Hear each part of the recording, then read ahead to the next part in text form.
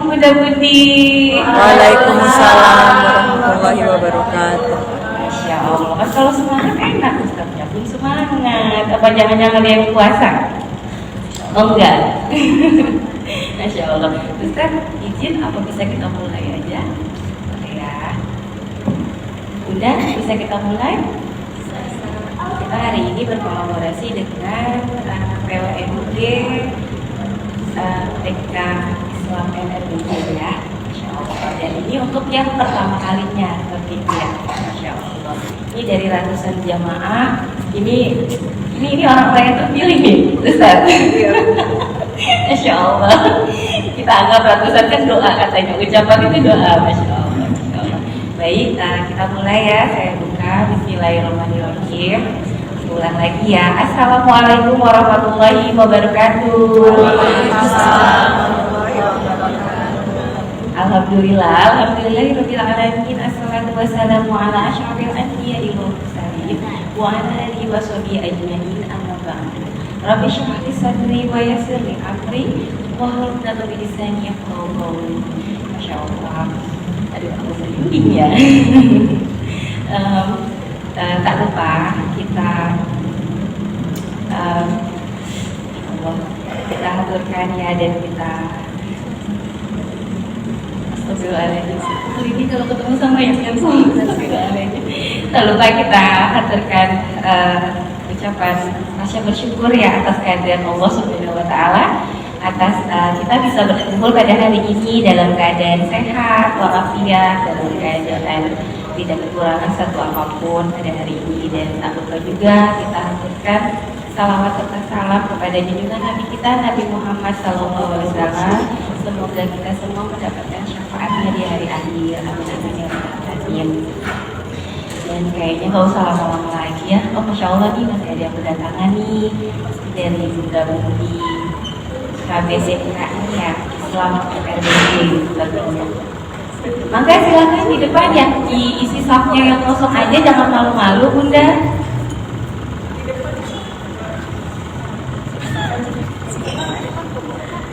Ayo nih, di depan masih kosong loh. Jadi silakan, biar kita bisa mulai nih. Ustadznya udah semangat, kita juga harus semangat.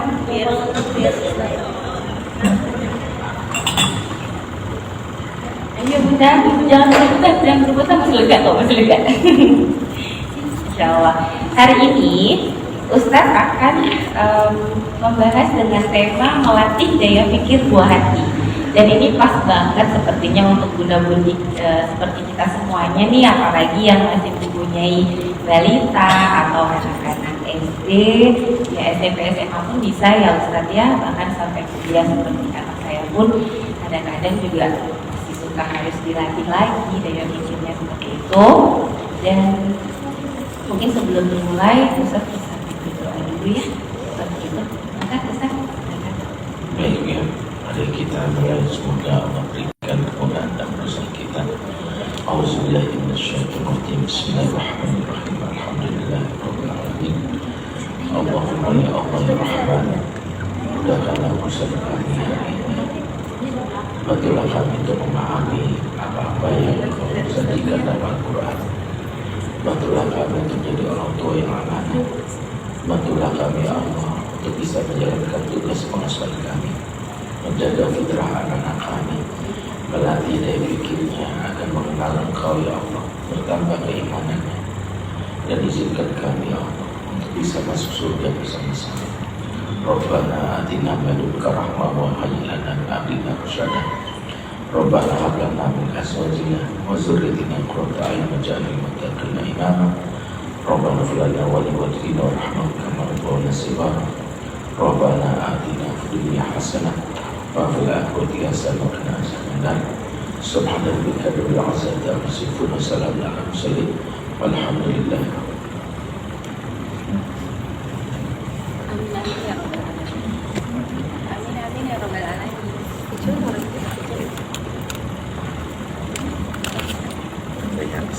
Cek. Ini ya, kalau cobaan dakwah tuh ada aja pasti, Masya Allah. Amin amin ya rabbal alamin. Sebelumnya, kami dari MT Khairatul Nisa mengucapkan terima kasih banyak kepada POMG atau ibu-ibu dari KBTK MRDJ yang sudah mempersilahkan kami untuk berkolaborasi pada hari ini, dan ini untuk yang pertama kalinya tentunya ya Bunda-Bundi ya. Semoga nanti ada kesempatan lainnya lagi bersama mungkin dengan Ustadz kembali ya, Ustadz Bedri. Apa ada yang belum kenal dengan Ustadz kita ini? Barangkali ada yang belum kenal atau sudah kenal semuanya, kayaknya nggak mungkin ya kalau belum kenal ya. Masya Allah. Dan tak lupa juga kami ucapkan kepada Bunda Sala sebagai Ketua BUMG. Bunda Sala, boleh ditunjukkan aura positifnya. Ini katanya nggak usah pakai sambutan katanya. Kalau dikasih sambutan mau kabur, Ustaz gimana tuh? Ya Allah ya Rabbi. Baik, dan kepada pengurus PUMG, terima kasih banyak ya sudah mempersilahkan kami pada hari ini untuk kita berkolaborasi. Semoga akan ada kolaborasi berikutnya, amin. Masya Allah. Baik, tak lama lagi sudah kita tunggu-tunggu nih Ustadz yang untuk membahas tema pada hari ini. Maka Ustadz, persilakan. Kasih jazakallah. Bismillahirrahmanirrahim. Assalamualaikum warahmatullahi wabarakatuh. Waalaikumsalam warahmatullahi wabarakatuh. Ini walaupun awal bulan jawaban salam akhir bulan. Lemes banget. Ya. Mudah-mudahan lebih semangat, Anda kita lebih semangat. Assalamualaikum warahmatullahi wabarakatuh. Waalaikumsalam warahmatullahi wabarakatuh. Alhamdulillah, assalatu wassalamu ala rasulillah wa ala alihi wa sahbihi wa mawala.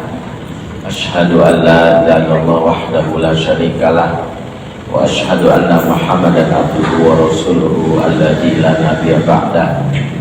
Rabbana atina min ladunka rahmah wa hayyi lana min amrina rasyada. Rabbi shrah li sadri wa yassir li amri wahlul 'uqdatam min lisani yafqahu qawli wa ba'd. Akhwat muslimah a'azakumullah jami'an, ibu-ibu jamaah Masjid Ta'lim Khairatul Nisa yang hadir di Masjid Raya Bintaro Jaya atau yang menyimak secara online via channel YouTube atau live Instagram dan sebagainya. Semoga Allah memberkahi kita semua yang hadir dan semoga kita bisa masuk surga bersama-sama semuanya. Amin ya rabbal alamin. Salam cinta tak bosan buat Ananda yang hadir, anak-anak kita yang meluangkan mendampingi bundanya untuk mengupgrade diri menjadi bunda yang amanah. Dan kita sebagai orang tua tak pernah bosan mendoakan mereka di setiap kesempatan. Terlebih bahwa kita berada di penghujung Sya'ban. Insya Allah kita 5 hari lagi memasuki bulan Ramadan, 4 atau 5 hari lagi. Dan kita jangan pernah bosan, sebab doa itu seperti kayuhan sepeda. Betapa butuh jarak, butuh banyak kayuhan sepeda untuk jarak tempuh yang sedemikian jauh. Permintaan kita yang sangat tinggi kepada Allah ibarat jarak tempuh yang harus kita kejar. Kita minta anak kita jadi penghafal Quran, jadi ulama, jadi anak yang soleh. Maka seperti jarak tempuh yang harus dikayu, tidak cukup satu kali doa yang kita panjatkan. Kalau ibarat dari Bogor, dari Bintaro sampai Bogor butuh 20.000 kayuhan. Banyak orang tua yang baru 10.000 baru sampai ke Ciputat sudah menyesal, sudah berpikir mundur. Lantas dia menggerutu seraya mengatakan, kenapa doa saya nggak dikabulkan? Bukan doa yang tak dikabulkan, tapi kayuhan yang kurang sering dan kayuhan yang kurang cepat. Maka tugas kita adalah memperbanyak kayuhan, karena kita nggak tahu berapa banyak doa yang harus kita seringkan agar anak kita sesuai dengan yang kita mau. Maka jadikanlah momen-momen kesempatan saat kita berada di masjid, di tempat yang mulia, saat berada di turun hujan, bahkan kita mungkin saat dalam safar atau perjalanan atau di sela-sela waktu lainnya, perbanyaklah berdoa, karena doa itulah yang akan mengantarkan kita kepada tujuan yang kita maui atau yang kita ingin capai. Maka itu izinkan ya, ahlan wa sahlan buat Ananda juga yang baru hadir.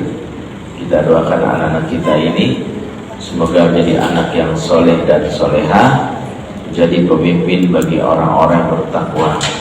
Rabbana hablana min azwajina wa dzurriyyatina qurrata a'yun waj'alna lil muttaqina imama. Amin ya rabbal alamin. Para bunda yang dimuliakan Allah, hari ini kita melanjutkan serial pendidikan anak akhir zaman. Ya. Jadi materi hari ini masih satu rangkaian dari materi utama kita mendidik anak akhir zaman. Kita sudah bahas dari episode sebelumnya. Jadi bagi bunda yang baru bergabung, mungkin bisa bertanya kepada panitia agar bisa mendapatkan satu pemahaman yang utuh. Sebab tantangan mendidik anak akhir zaman ini sangatlah, ya boleh dibilang tidak mudah. Betapa banyak kita akan disuguhi hal-hal yang mencemaskan kita. Perilaku anak-anak kita setiap waktu disodorkan, belum lagi budaya kekerasan. Bahkan kita tahu pesantren yang kita harapkan menjadi sarana membina anak-anak kita menjadi anak-anak yang soleh solehah, justru beberapa waktu belakangan kita dapati kasus-kasus di pesantren, pembulian, bahkan sampai kematian. Belum lagi urusan yang terkait dengan perilaku sesama jenis. Ya, di Facebook lagi ngetren sebuah grup yang menamai dirinya santri LGBT. Ya, saya nyusup ke dalamnya, membernya sudah 7.000 se-Indonesia. Artinya apa? Artinya kita berada dalam kondisi yang memang tidak lagi mengandalkan pihak luar untuk mendidik anak kita. Pihak luar itu sebagai pembantu saja, pembantu. Tapi pendidik utamanya adalah kita. Maka akhir zaman ini, mengapa kita perlu belajar lagi mendidik anak kita dengan tantangan yang berat, agar anak kita terjaga fitrahnya. Nah, di antara rangkaian pendidikan anak akhir zaman, hari ini kita membahas bab tentang melatih daya fikir buah hati kita. Kenapa penting masalah daya fikir ini? Sebab anak-anak yang cenderung terajak kepada hal-hal yang buruk di luar rumahnya adalah anak yang tidak punya kemampuan menganalisis atau berpikir. Anak-anak yang mudah terprovokasi, anak-anak yang mudah ya dibujuk tanpa mengetahui yang mengajaknya itu adalah sesuatu yang buruk. Ya. Inilah yang disebutkan Nabi dalam hadis riwayat Imam Tirmizi, dihasankan oleh Syekh Al-Albani sebagai generasi imma'ah. Kita sudah bahas generasi imma'ah itu beberapa waktu yang lalu. Apa itu imma'ah? La takunu imma'ah, kata Nabi. Jangan kamu jadi generasi imma'ah. Apa itu imma'ah? Taqulun in asanan nasu ahsana wa in zolamu zolamna. Yaitu orang-orang yang berkata, kalau orang lain baik, kami ikut-ikutan baik. Kalau orang lain buruk, kami ikut-ikutan buruk. Ikut-ikutan lebih disebabkan karena di antaranya ketidakmampuan anak berpikir, mengenali mana yang baik, mana yang buruk. Yang disebut daya furqan atau kemampuan furqan membedakan hak dan batil itu sudah hilang di anak-anak kita. Makanya Kenapa daya pikir ini penting atau disebut thinking skill ini penting? Karena thinking skill itu adalah yang diajarkan dalam Al-Quran kepada manusia oleh Allah langsung. Dalam banyak ayat Allah selalu mengatakan afala tatafakkarun. Ya, apakah kamu tidak memikirkan supaya berpikir? Afala ta'qilun, apakah kamu nggak pakai akal kamu? Kenapa Allah meminta manusia, ya, meminta hambanya untuk berpikir? Karena pikiran itulah yang menjadi alat untuk membuat kita jernih memahami agama ini. Maka iman itu dengan akal itu menyempurnakan, bukan bertolak belakang. Kalau tiba-tiba iman dan akal bertolak belakang, maka kemungkinan salah pikir.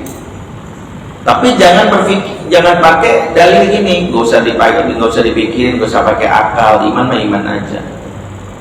Karena iman itu ibaratkan mesin TV, dia decoder yang menerima gambar. Tapi akal ibarat antena yang membuat gambar menjadi jernih. Jadi akal itu antena yang membuat gambar menjadi jernih. Makanya ketika seseorang berakal, dia semakin yakin, semakin mantap. Dia yakin tentang Allah, tapi ketika dia pakai akalnya semakin yakin. Sehingga dalam Islam bertanya mengenai hal-hal agama tidak terlarang kalau dalilnya untuk seseorang itu ingin menambah keyakinannya. Sebagaimana pertanyaannya Nabi Allah Ibrahim AS dalam surat Al-Baqarah ayat 261, ketika beliau bertanya kepada Allah, Ya Rabbi arini kaifa tuhyil mauta. Wahai Tuhanku, tolong tunjukkan kepadaku bagaimana cara engkau menghidupkan yang mati. Ada yang mati engkau hidupkan, gimana caranya gitu. Allah bertanya kepada Ibrahim, awalam tu'min, memangnya kamu tidak yakin tentang kemampuanku untuk menghidupkan? Maka kata Nabi Ibrahim, bala walakin liyatma'inna qalbi. Bukan begitu ya Allah, aku bertanya biar hatiku semakin mantap, semakin tenang. Maka dasar pertanyaan harus mulai dari keyakinan. Karena kalau bertanya tidak mulai dari keyakinan, itu cenderung pertanyaan orang Yahudi untuk mengubah keyakinan. Sejak awal udah merasa ragu dan merasa bahwa Islam ini sebenarnya tipu-tipu aja nih. Makanya pertanyaan diajukan, pertanyaan itu menjatuhkan. Tapi kalau dia misalnya udah yakin, saya yakin banget nih ajaran yang paripurna di Islam, bahwa Nabi itu diutus tidak mungkin melakukan hal-hal yang mencelakai perempuan atau mencelakai anak-anak. Maka ketika bertanya dasarnya ingin membuat nama yakin. Misalnya ada yang nanya ke Ustaz, kalau memang Islam itu memuliakan perempuan, kenapa harus ada poligami misalnya? Itu ada yang bertanya gitu. Dan karena dia bertanya karena dasar keyakinan, maka kita menjawabnya akan membuat dia makin yakin dengan dalilnya, dengan betapa populasi yang namanya banyak penjelasannya. Ya. Dan saya nggak pengen jelasin di sini, tapi ibu jadi keluar area. Ya, bab berbeda. Tapi itu adalah salah satu betapa Allah Subhanahu Wa Taala justru meminta hambanya untuk berpikir. Makanya salah kaprah kalau ada yang mengatakan udahlah, gak usah didik anak kita berpikir, ntar banyak mikir jadi ngeyel. Apalagi anak perempuan nanti ngeyel sama suaminya. Enggak begitu. Justru ketika anak perempuan tidak dilatih dari fikirnya, di zaman sekarang justru banyak perempuan-perempuan yang rusak karena dia masuk dalam perangkap Dajjal. Dalam hadis riwayat Imam Muslim, Rasulullah mengingatkan, aktsaru atba'ud Dajjal an-nisa wal yahud. Kebanyakan pengikut Dajjal itu perempuan dan Yahudi. Kata para ulama, perempuan dan Yahudi adalah pengikut Dajjal paling banyak disebabkan dua hal. Satu, bukan karena gender perempuannya, tapi karena perempuan dominan perasaannya, sehingga mudah terpukau, mudah terpesona, nalar akalnya nggak jalan, nggak sehat. Sehingga yang membuat dia ngikut itu karena pesonanya. Dajjal itu yang dikisahkan oleh Nabi di akhir zaman itu itu pesonanya melebihi pesona artis Korea. Secara fisik mungkin biasa, tapi yang dia lakukan membuat orang terpukau. Pertama apa? Dia bisa menghidupkan yang mati, dan tentu dengan izin Allah. Orang mati dihidupkan dengan izin Allah untuk memuji. Ketika orang mati dihidupkan, siapa yang datang ke sana? Wah, bener loh, kemarin mati itu. Wah, ini mah orang pesulap manapun nggak bisa. Deddy Corbuzier nggak bisa, David Copperfield nggak bisa. Siapa lagi? Ini dia doang yang bisa. Ada orang sakit parah, dibawa kemana-kemana, udah sakit yang nggak bisa. Dokter udah nyerah, disentuh bagian ini, sehat. Wah, ini mah bukan sembarang orang nih. Tuh, di masa akhir zaman itu jelaskan nanti manusia akan mengalami musim paceklik yang panjang. Kemarau itu terjadi bisa sampai 2 tahun, 3 tahun, bahkan 7 tahun.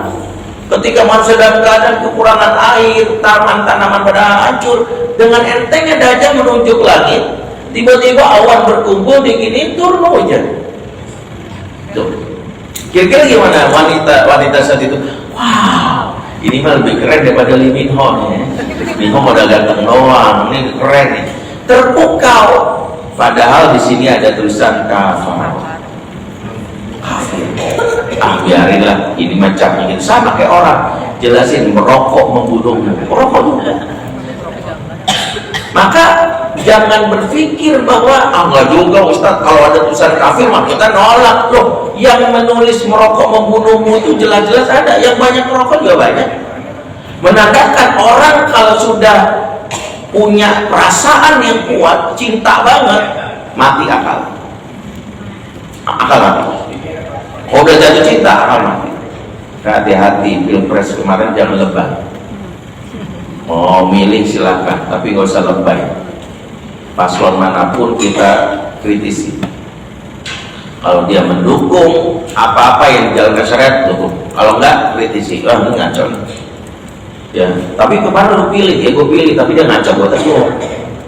Selagi kita masih pakai akal, itu yang akan membuat kita selamat. Makanya anak-anak yang mati daya pikirnya, yang tidak berfungsi, sangat rentan dia masuk perangkap kerusakan yang ada di sekitar. Dididik di pesantren, tapi dia mati daya akalnya. Begitu keluar pesantren, ngelihat teman-temannya kok banyak yang jadi YouTuber, banyak duitnya ya. Dan rata-rata YouTuber itu ya nggak bisa kontennya biasa. Kalau ngaji-ngaji mah nggak laku. Yang sensasi-sensasi yang bikin.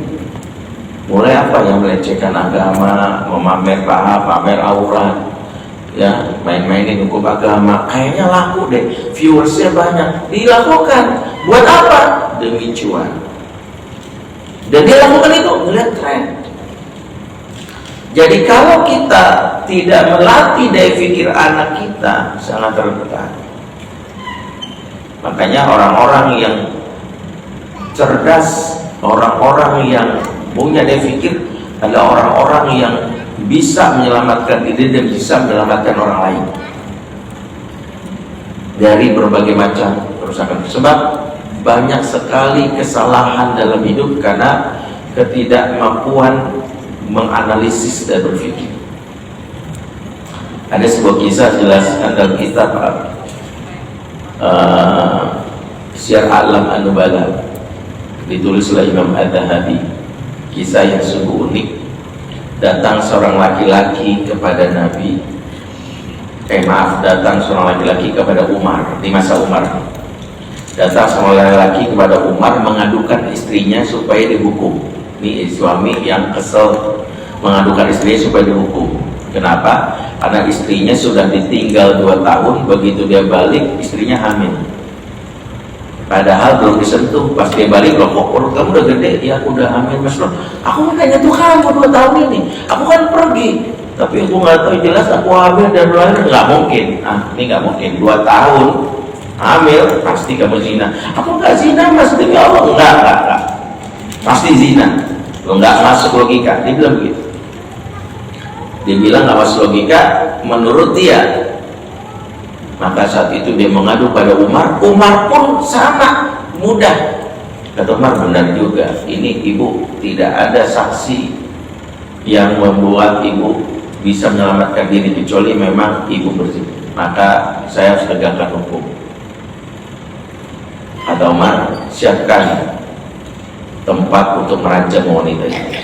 Umar bukannya tega, dia kalau urusan hukum memang harus mengutamakan syariat, ditinggikan daripada perasaan. Saat Umar hendak mempersiapkan menghukum wanita ini, datanglah seorang sahabat bernama Mu'az bin Jabal. Mu'az mengatakan, hentikan dulu keputusan wahai Umar. Ada dua hal yang ingin aku sampaikan. Pertama, wanita ini bisa saja mengandung baik dari suami sahnya, tapi anaknya belum juga keluar dan bertahan dalam kandungannya selama 2 tahun. Yang kedua, kalaulah engkau ingin menghukumnya, sang anak tak boleh dihukum karena kesalahan ibunya, biarkan anaknya lahir, setelah itu kau boleh hukum ibunya. Itulah salah satu bagaimana tujuan syariat, supaya tidak zalim kepada makhluk yang tidak berdosa. Yang berdosa siapa? Ibunya. Anaknya jangan. Gitu kata Mu'az. Maka Umar pun baru, oh iya, baik. Kata Umar, pulanglah kamu, kata kepada suaminya, bawa istrimu, tunggu dia selesai lahir. Kalau dia sudah lahir, baru bawa istrimu kemari biar kita hukum. Saat dibawa pulang, qadarullah, persis sang istri langsung mules dan pengen lahiran. Saat lahiran itulah nampak baru lahir, sang ayah kaget. Pertama, sang bayi sudah tumbuh giginya lengkap. Berarti kesimpulannya dia sudah berada dalam perut itu lebih dari 9 bulan. Yang kedua, ada tanda di bagian pipinya yang mirip dengan tanda si bapak. Spontan dia mengatakan, warabbil Ka'bah ini, warabbil Ka'bah ini, demi Tuhan, demi Ka'bah ini anak saya, demi Allah ini anak saya, mirip banget sama saya. Gak mungkin anak orang lain ini anak saya, mirip banget sama saya. Dan akhirnya sang istri bilang, aku pun berkeyakinan tak mungkin aku berzina, kamu tak percaya saja. Ketahuilah suamiku, saat engkau menggauli aku sebelum kau pergi, aku sempat bergumam dan berdoa, ya Allah, ku mohon agar berikan kesempatan anak ini lahir melihat wajah bapaknya yang pertama kali. Jadi akibat ucapan ibu inilah Allah menunda kelahirannya demi bapaknya pulang dulu. Untuk bapaknya pulang 2 tahun. Ya, kebayang kalau 30 tahun ya, anaknya keluar berjenggotan. Allah menunda kehamilan dari si ibu ini, kelahiran dari ibu ini, karena ingin anaknya lahir melihat wajah bapaknya lebih dahulu. Saat itulah Umar geleng-geleng kepala. Apa kata Umar? Ajazatin nisa wa ayyalidna mithla Mu'adz. Laula Mu'adz halaka Umar. Sungguh rahim wanita zaman sekarang tidak berkualitas seperti kualitas rahim ibunya Mu'adz. Sekiranya bukan karena Mu'adz, celaka Umar. Kalau bukan karena Mu'adz, Umar celaka. Apa maksudnya? Umar mengapresiasi ibu dari si Mu'adz yang mendidik anaknya punya kemampuan cerdas, tidak terburu-buru mengambil keputusan. Mu'adz begitu bijak mencari celah supaya menyelamatkan orang. Kalau bukan karena Mu'adz nih punya daya pikir yang cemerlang, celaka Umar. Saya ini gampang banget gitu. Artinya Umar saja sudah cerdas, lebih cerdas lagi Mu'adz. Siapa yang dipuji? Ibunya Mu'adz. Makanya disebut ajazatin nisa ayalidna mithla Mu'adz. Ya, Umar menyindir perempuan-perempuan zaman itu. Dia bilang, rahim wanita zaman sekarang terlalu lemah untuk menghasilkan anak seperti Mu'adz. Maksudnya apa? Ini menjadi salah satu tantangan bahwa anak-anak itu berkualitas bagaimana pola asuh dari orang tuanya, ibu dan bapak. Ibunya menstimulasi, begitu juga bapaknya. Maka di antara yang mampu membuat anak-anak kita tumbuh kelak menjadi problem solver, bukan problem maker, pertama dia pikir, dia menjadi pribadi yang solutif. Kemudian dia juga bukan menjadi pribadi yang mudah terprovokasi. Dari mana itu? Lagi-lagi thinking skill. Makanya pembahasan tentang thinking skill ini pembahasan penting di dalam serial mendidik anak akhir zaman, agar anak-anak kita akhirnya tahu ketika dia menerima sebuah informasi, dia pikirin dulu, bunda ini kok agak aneh ya, kok aku dapat WA bunyi begini ya, menurut kamu gimana ya? Aneh aja. Biasanya nah, dia bisa menganalisis dari mulai gambarnya, dia bisa menganalisis ini hoax atau tidak. Dahsyat. Karena banyak orang yang baru ngeliat judul berita, dia merasa yakin, mantap, langsung share provokasi orang. Di zaman Pilpres kemarin banyak tuh. Terlepas kita mendukung pasangan mana, kalau kita nggak jernih, kadang-kadang kita menutup mata dari fakta untuk calon yang lain. Ada yang kayak gitu. Saya kasih contoh pengalaman saya. Tahun 2019 bergabung dalam sebuah grup WA, diundang oleh salah satu jamaah. Kemudian di grup tersebut tiba-tiba lagi pro kontra dulu, pendukung pasangan dulu cuma dua kan, 1 dan 2. Tiba-tiba ada sebuah judul berita yang di-share di grup tersebut. Judul berita gini, Israel mendukung pasangan nomor sekian. Kemudian dikomentari di bawah judul tersebut dari si yang pertama kali mengirimkan, yang mempost pertama kali itu, perhatiin ya, kalau kalian ingin membela Palestina, amit-amit ya bersama dengan orang yang didukung Israel. Yang lain juga bilang iya, gue jijik gitu, banyak komen. Saya klik berita tersebut yang judulnya sudah ada. Di berita tersebut barulah saya baca apa beritanya ya. Kepala supir angkot Medan bernama Israel Satumea menyatakan dukungannya kepada paslon nomor sekian. Dia mengkoordinir kawan-kawannya karena merasa paslon ini sesuai dengan apa yang sesuai dia mau. Itu keterangan dari Israel. Israel ini nama orang. Nama lengkapnya Israel Satumea. Saya langsung baca, ketawa, kemudian saya masuk ke grup tadi, saya bilang, Bapak-bapak, Ibu, sudah baca belum beritanya? Mereka nggak ada yang jawab, saya copy paste. Silahkan baca dan pahamilah. Sebab kita berantem karena ini.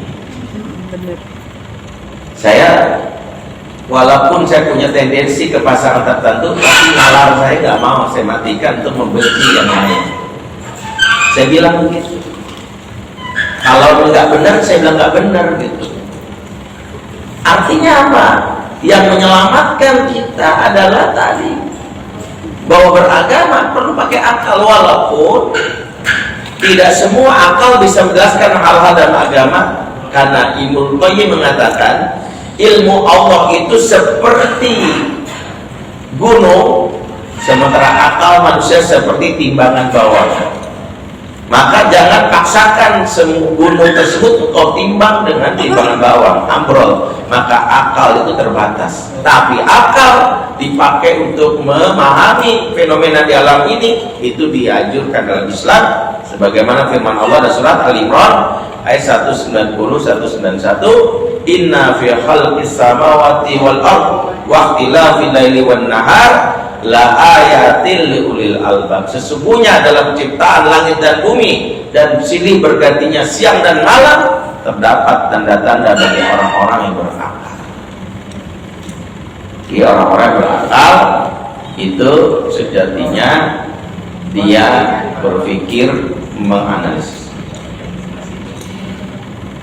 Apa beda akal dengan otak? Ada yang tahu?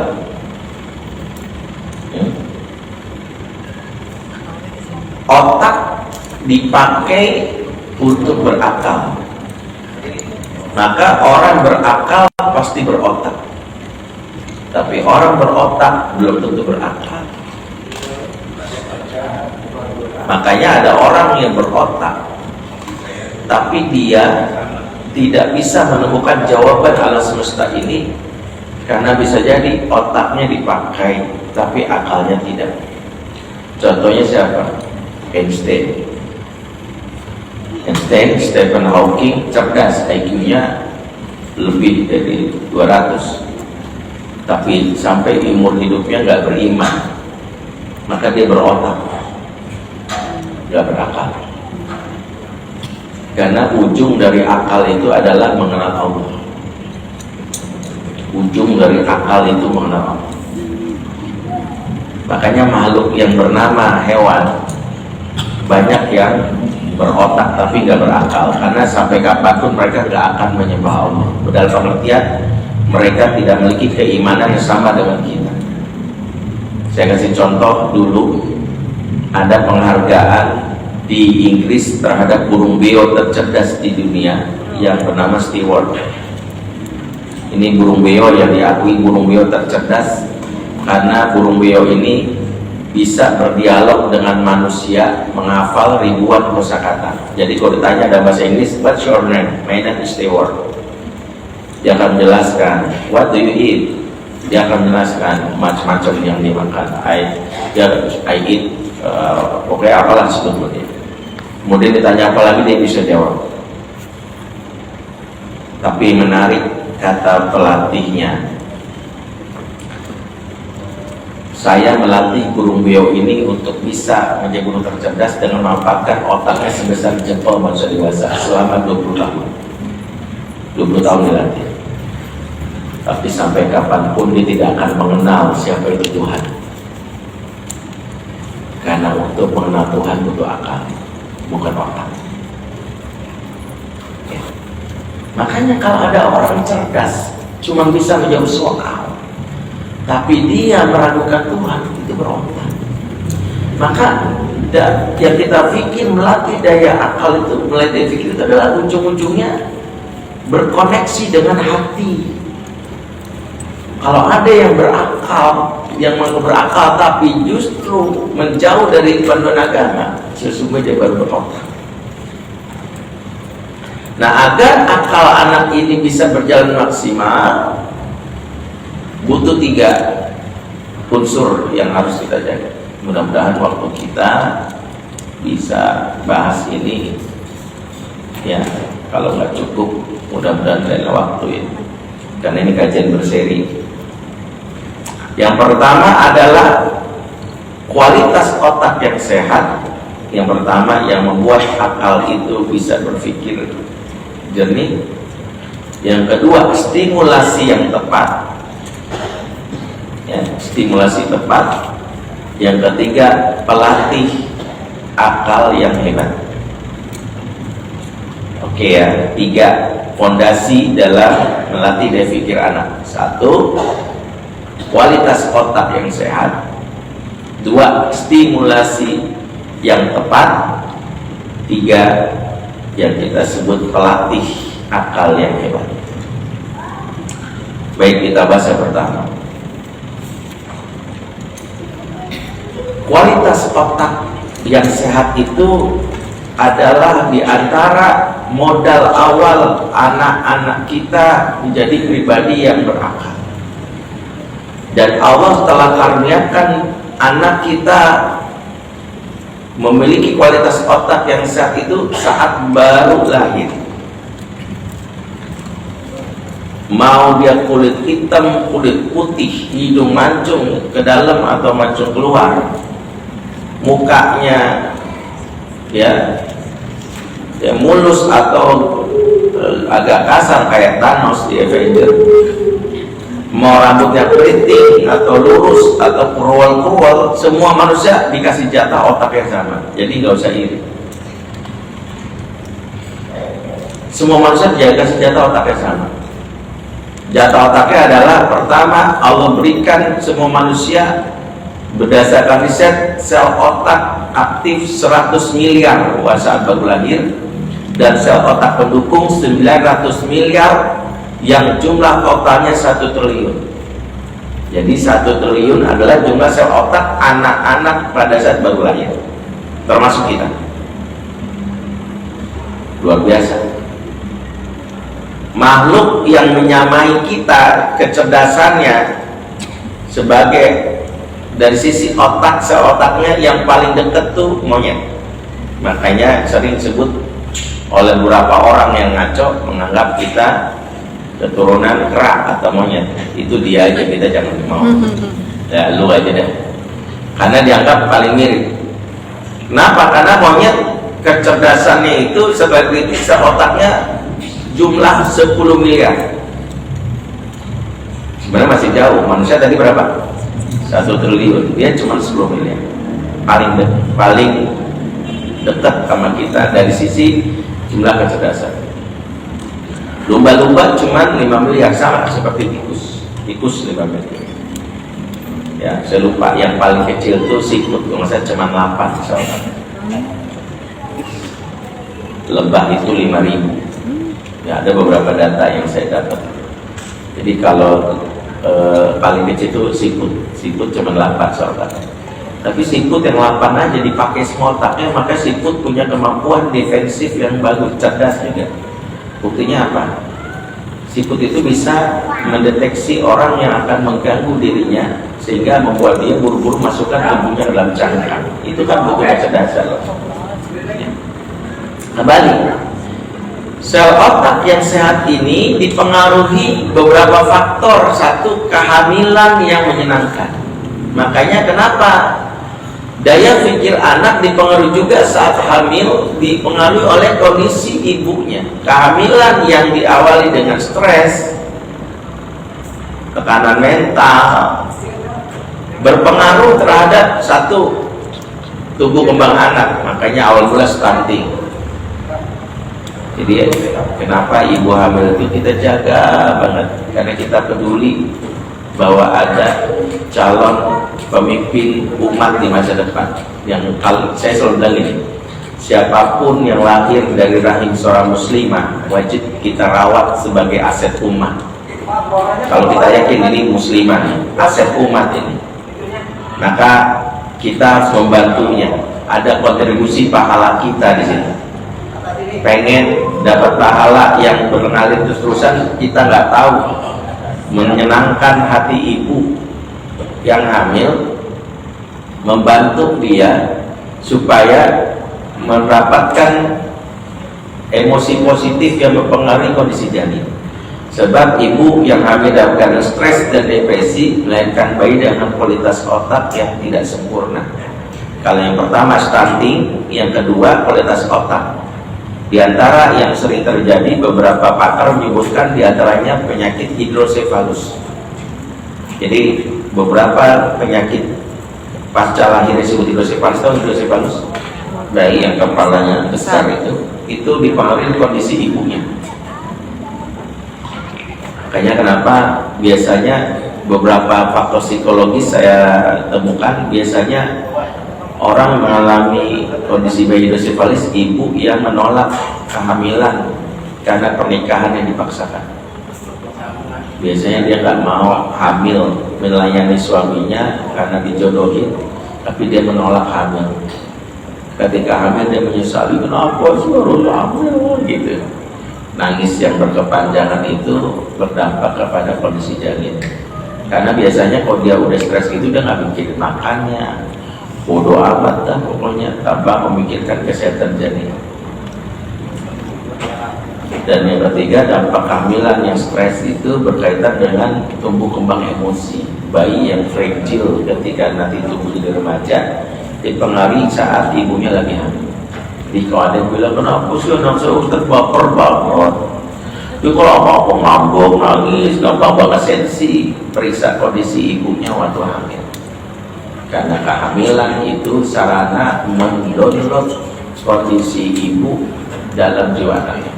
Maka anak itu cuma mampu mendownload bukan makanannya doang lewat plasenta, bukan, tapi kondisi ibunya juga mempengaruhi.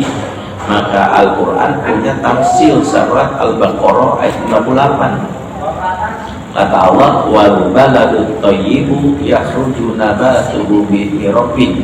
tanah yang baik akan keluar darinya tanaman-tanaman yang baik. Ini tafsir Quran terhadap perempuan. Tanah yang dimaksud itu adalah ibu. Wanita dalam Quran selalu diidentikan dengan tanah. Ya kan sudah berapa kali saya bahas. Surat Al-Baqarah ayat 23, wanita diibaratkan tanah. Nisa'ukum harthul lakum, istri-istrimu ibarat harthun, tanah ladang bagi kamu. Saat jadi istri disebut harthun, tanah ladang. Saat jadi ibu disebut baladun, tanah yang lebih luas. Makanya peran ibu lebih luas lagi dibandingkan istri. Ya. Jadi ketika dia jadi harthun sebut tanah ladang, saat jadi ibu sebut baladun. Jadi wanita diidentikan dengan tanah. Kalau suka ribut namanya tanah sengketa. Tanah yang baik menghasilkan tanaman yang baik. Tanah ini maksudnya kondisi ibu. Secara fisik ibunya sehat, emosinya baik, nanti anak-anak itu. Jadi mengapa di antara modal awal kalau ingin mencetak anak-anak yang berkualitas dan pikirnya, saat hamil jangan sedih, jangan stres. Kalau muncul dia mau stres, kan kita nggak nolak. Ada orang yang bawa gen stres yang membuat produksi kortisol itu sedemikian tinggi. Kalau tahu bahwa dia punya kecenderungan stres yang tinggi, kortisolnya itu produksi secara spontan. Kortisol itu zat yang membuat orang stres. Maka penghenti kortisol itu namanya dopamin. Maka siapapun yang menyadari bahwa dia punya kecenderungan stres, apalagi lagi hamil, buru-buru cari yang menyenangkan bagi dia, karena yang menyenangkan itu akan menghentikan stres. Dan itulah cara Allah menghibur Maryam saat lagi hamil Nabi Isa dalam keadaan sedih, stres, karena tekanan mental warga yang mengatakan, ngakunya wanita suci di dalam mihrab, pokoknya hamil, jangan dia zina. Itu omongan warga. Sampai akhirnya Maryam merasa dirinya nggak siap omongan warga itu, sampai keluar kalimat. Yang kalimat ini disalah tafsirkan sebagai perempuan. Apa kalimat yang diucapkan Maryam? Lebih baik aku mati aja. Dalam surat apa? Maryam ayat 23. Kalimat ini bukan menunjukkan Maryam stres depresi karena pengen putus asa, bukan. Kalimat Maryam ini disebutkan dalam kitab tafsir Fakhruddin Al-Razi sebagai bentuk cara dia menghentikan dosa orang lain yang mengibahi diri dia. Orang soleh zaman dulu itu, kalau ada orang yang ngomongin dirinya, itu kasihan. Itu orang dosa mulu ngomongin saya. Kasihan banget sebenarnya, dia rajin-rajin sholat, gibahin saya, tapi dia tuh tidak heran. Ya udahlah, saya mati aja. Jadi matinya dia menghentikan dosa orang lain, maksudnya begitu. Kalau kita enggak, emang kan mati mau stres gitu, depresi, putus asa. Maryam enggak putus asa. Dia cuma minta supaya mati dirinya supaya orang lain. Tapi ini bentuk dari tekanan mental. Maka Allah mengutus malaikat Jibril untuk menghibur. Maka Jibril disuruh, ya jadi Maryam kan menghibur dirinya naik ke atas bukit. Di situ malaikat Jibril berseru dari bawah bukit, selain mengatakan, "Fanadaha min tahtiha alla tahzan." Berserulah malaikat Jibril dari bawah sungai, dari bawah bukit tersebut, serta mengatakan, "Jangan sedih Maryam." Kemudian Allah ngasih hiburan buat Maryam. Masih dengar ya belakang? Masih dengar kan ya? Nah, ini yang kayak ini, apa? Pelan-pelan. Pelan-pelan Pak ya. Di kajian Pak. Baik, gak apa-apa. Dia juga menjalankan tugasnya. Apa hiburannya? 3. Fakuli washrobi wa qarri aina. Maka makan dan minumlah kamu dan bersenang-senanglah kamu. Makanya kalau kita punya potensi stres, makan enak, minum enak, dan bersenang. Mood boosternya cari. Saya tuh mood boosternya Ustaz kalau ngabisin ATM suami. Resiko jadi suaminya ya udahlah, mana lagi. Yang penting dia happy, walaupun saya yang stres, pindahin stresnya ke suami. Jadi memang Allah itu mengetahui betul bahwa makhluk yang bernama perempuan ini harus happy. Maka yang pertama, menjaga kualitas otak dimulai dari mana? Kehamilan yang benar-benar. Ada yang lagi hamil, ada yang ibu lagi hamil, kita doain ya supaya happy. Makanya jangan iri, duduk di sana, jangan. Kalau hamil mah, waktu liburannya selonjoran biarin aja. Saya kalau ibu hamil tuh sesuka-suka ya, ada mau nyaman-nyaman ya. Kalau ada makanan, kasih makanan, gak apa-apa. Kalau ibu hamil di sini yang lagi hamil, bilang aja Ustaz, saya lagi hamil, dan ya nggak apa-apa. Jadi kalau misalnya terganggu, suara saya terlalu berisik, bilang aja. Jadi artinya kita betul-betul menjaga betul ibu hamil ini biar happy. Jadi kegembiraan itu berpengaruh. Jadi modal pertama untuk melatih daya pikir itu adalah kualitas otak yang sehat. Kualitas sehat dibentuk dari kehamilan benar. Yang kedua, komunikasi yang santun dan ramah. Komunikasi santun yang ramah yang membuat otak sehat setidaknya satu. Yang pertama, komunikasi yang lembut, yang tidak teriak. Sebab teriakan itu penghancur sel otak. Satu kali teriakan menghancurkan 10.000 sel otak anak, khususnya bayi di bawah 5 tahun. Jadi kualitas otak yang sehat itu akan muncul ketika ibu menjaga desibel suara di depan anak. Ibu yang berteriak, kamu! Satu teriakan menghancurkan 10.000. Satu kali. Ibu hitung aja dalam sehari berapa teriakan. Kalau ibu sudah berteriak 5 kali, 50.000. Hitung dalam setahun. Jadi waktu saya ikut workshop di di Singapura, pembicaraan dengan Profesor Gregory Slayton, saya dihadirkan slide-nya. Sayangnya saya nggak bisa meng-copy paste slide-nya, tapi dihadirkan gambar bagian otak yang sering diteriakin sama yang di kata-kata lembut. Yang sering teriakin itu di bagian pusat berpikirnya, disebut korteks, itu seperti gosong, angus warna hitamnya banyak. Tapi bagian otak yang berbicara lembut itu warnanya oranye cerah. Itulah mengapa Nabi melarang kita berteriak dalam skala umum. Surat Luqman bahkan menyindir, inna anqara aswat la sautul hamir. Sesungguhnya seburuk-buruk suara itu suara keledai.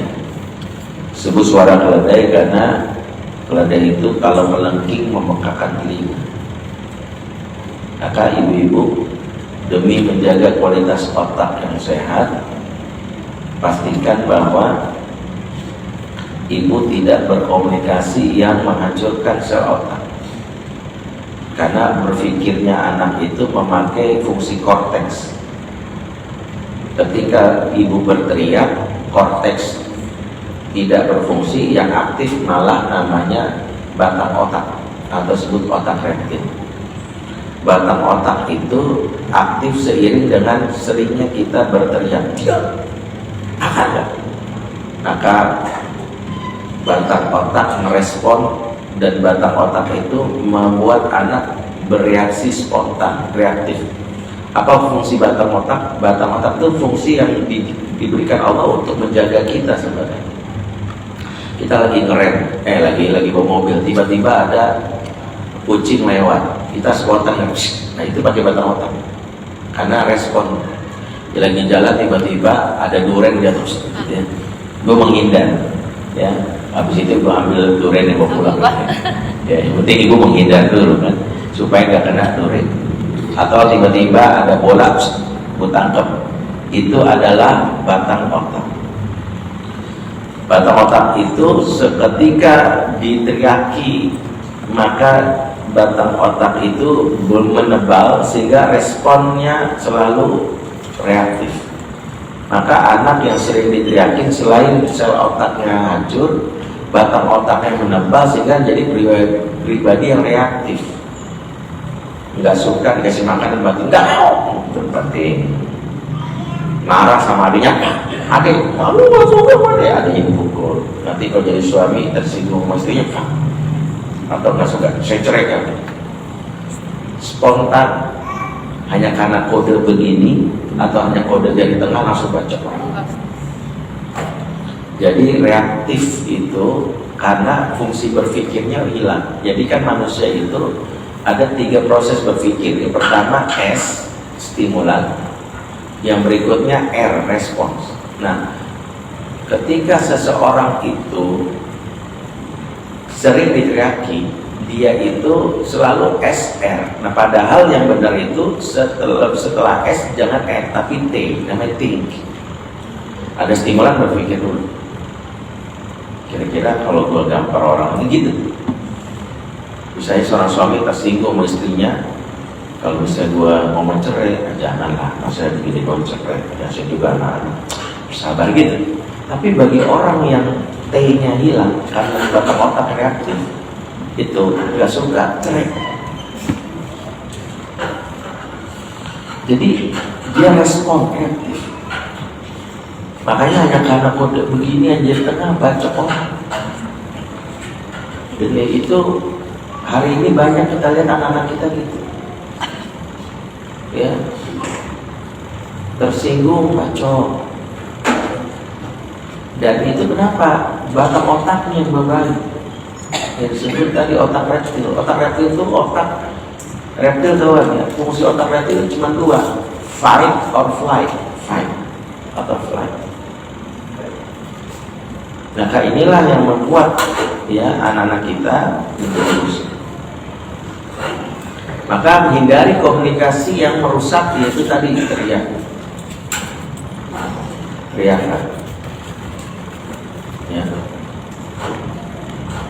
Bukan hanya di sekolah, bukan hanya di rumah, tapi juga sekolah.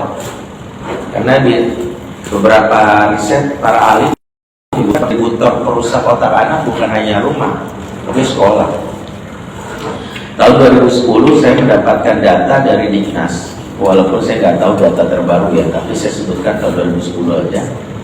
Itu ada data bunyinya gini, 39,4% guru di Indonesia tidak layak mengajar. Itu ternyata bukan karena gurunya tidak kompeten, bukan. Tapi setelah ditelusuri karena dia paham tentang materi matematika, fisika, tapi komunikasinya komunikasi yang rusak. Sampai saya ingat saya ditugaskan oleh Ibu Elia Risman, saya ingat tahun berapa ya, 2008 atau 2007 kurang, 2006. Itu saya ingat saya diminta jadi observer di sebuah sekolah negeri di daerah Jakarta Timur, Condet. Tugas saya mencatat pola komunikasi guru kepada siswa. Itu aja yang saya lihat. Nanti ada 12, di istilah beliau itu 12 gaya populer yang pernah ikut minat itu pasti itu, yang disebut pemerintah, label, membentak, mengancam, itu ada macam. Itu model komunikasi menyimpang yang ada di itu. Terus saya jadi observer kan. Terus lagi upacara bendera di sekolah negeri itu, buat itu berarti di Semen. Terus ada pembina upacaranya, entah siapa, entah pas sekolah, entah pokoknya jadi gurunya. Saya tahu bahwa bukan berarti menyudutkan guru ini, tapi kita lihat ada hal yang harus diperbaiki ya. Dia bariskan anak-anak, siap, berat. Yang kelas 1, kelas 2 tertib, yang kelas 5, 6 berulang. Biasa kan? Terus dia bilang, tolong yang kelas 5 dengerin. Yang kelas 5, kelas 6. Awalnya masih, tapi mulai anak-anak tetap langsung dia langsung semua satu diberteriak. Saya catat ya. Kedua langsung, kalian ini lihat tuh ada kelas 1, 2 tertib, yang 3, 4 juga nih kalian nih kalau semua kenal. Adik kan itu tertib kayaknya punya otak, kalian nggak punya otak. Langsung saya catat. 1, menghancurkan, melabel gitu. Kamar itu saya bilang, pokoknya kalau bapak lihat lagi kalian masih dengerin, maju ke depan, Bapak gampar itu. Tiga, mengancam. Jadi model komunikasi berteriak, mengancam, termasuk juga tadi misalnya melabel, ya, itu komunikasi merusak otak. Makanya yang aktif bagian batang otak, sehingga anak-anak yang dibesarkan dengan pola kayak gini kemampuan berpikirnya rendah, yang ada emosional. Tadi SR, stimulan respon. Alih-alih dia dalam hal ini ya berpikir, nggak ada. Jadi pola hidupnya selalu spontan. Makanya orang-orang yang beriman diperintahkan berpikir, berarti ada jeda setiap apapun pikirkan. Kayak begitu musuh sudah terdesak, tiba-tiba Ali hendak membunuh musuh tersebut spontan meludah Ali. Begitu Ali kena ludahnya, Ali melihat ludahnya, Ali tinggalkan orang yang mau dibunuh. Bayangkan, musuhnya heran, lantas bertanya, "Wahai Ali, kau begitu semangat untuk membunuhku, tapi begitu kau meludahi, justru kau meninggalkan aku. Mengapa kau tidak meneruskan?" Ini musuh yang goblok juga sebenarnya. Dia dilepasin malah protes gitu. Ali menjawab, dan inilah kecerdasan yang mencegah seseorang yang bertindak konyol. Kata Ali, saat pertama kali aku memerangi engkau semata-mata karena Allah. Tapi begitu engkau meludahi aku, egoku naik, emosiku tercetus dan terletup. Sehingga kalau aku membunuhmu, aku bukan murni karena Allah lagi, tapi karena egoku. Aku nggak mau merusak pahala jihadku hanya karena itu. Aku bayangkan, langsung berpikir cepat. Tapi bukan karena Allah. Ego nih, emosi. Tinggalin. Jadi hanya orang-orang yang punya thinking skill, jadi dia cepat berpikir. Jadi enggak, kalau kita diludahi makin semangat kan. Kurang ajar, tusuk-tusuk, keluarin jantungnya, hari-harinya main. Ya, jadi ini tuh yang main melahok itu kesel banget ya. Kenapa? Karena yang main lagi bukan lagi niat karena Allah, yang main sudah emosi, akal kita mati. Kalau Ali enggak, makanya nanti ada orang-orang kecerdasan berakal ini nanti identik juga dengan kecerdasan emosi. Makanya orang yang cerdas emosi, akalnya aktif dalam pengertian nalarnya, jadi dia nggak emosional. Makanya kalau kita lihat ada orang-orang gampang marah, debat itu terprovokasi, lihat ya. Kalau ada orang debat itu terprovokasi, itu menunjukkan kualitas akalnya, sehingga tertutupi emosinya naik. Tapi kalau orang yang kualitas akal tinggi, dia di debat apapun dia nggak emosi. Kenapa? Yang dia beradumnya wilayah akal. Akal dia mengatakan ini beda, yang itu beda, dia lawan dengan akalnya. Tenang aja dia, nggak khawatir.